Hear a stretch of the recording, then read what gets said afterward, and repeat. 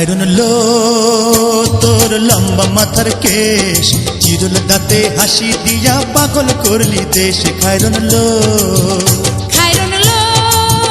তোর লম্বা মাথার কেশ, চিরল দাঁতে হাসি দিয়া পাগল করলি দেশ। খায়রন লো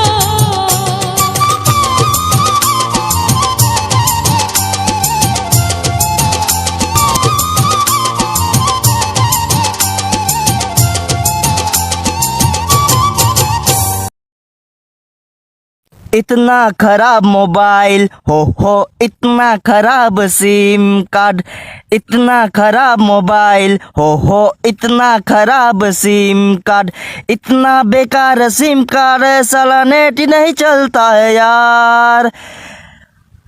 2G से 4G बना दिया पर नेट तो चलता है बेकार। 2G से 4G Surkla eng chang hin ka di ka ngai zu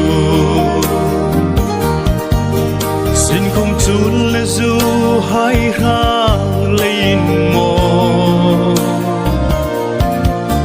Mang ai jing pum min pum dang zai kanin re la Kalung lai na adam theilun no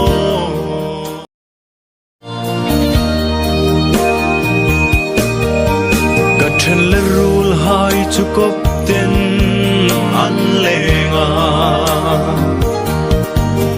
Cây rục chúa mà rinh tên lại không cả bê